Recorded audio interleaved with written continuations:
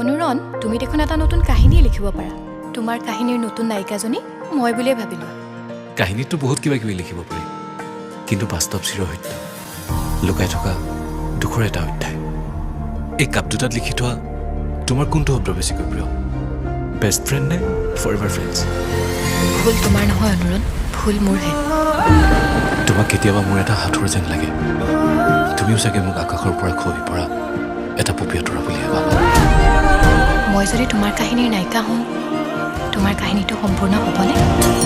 তুমি মোৰ বাবে অকল কাহিনী হ'বানে? মই তোমাৰ সৈতে একাত্ম হ'ব খোজোঁ।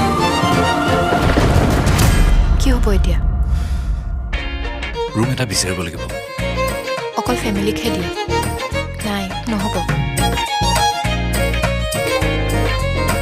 ক'ৰ ছোৱালী? মাহীৰ ছোৱালী। পিছে তুমি APSC পৰীক্ষাটো দিলানে নাই?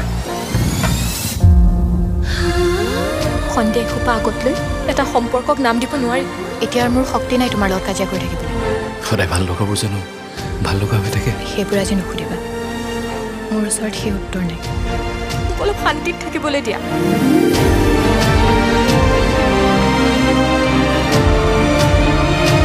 সম্পৰ্ক কেতিয়া আৰম্ভ হৈছিল তহঁতৰ?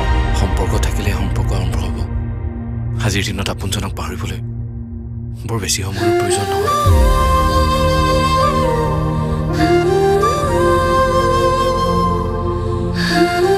তুমি কথাবোৰ এনেকৈ কোৱা যে সদায় কাৰণে মোক কাষতহে ৰাখিবা। মই যদি পাৰিলোঁ হয়, তোমাক সদায় মোৰ কাষতে ৰাখিলোহেঁতেন।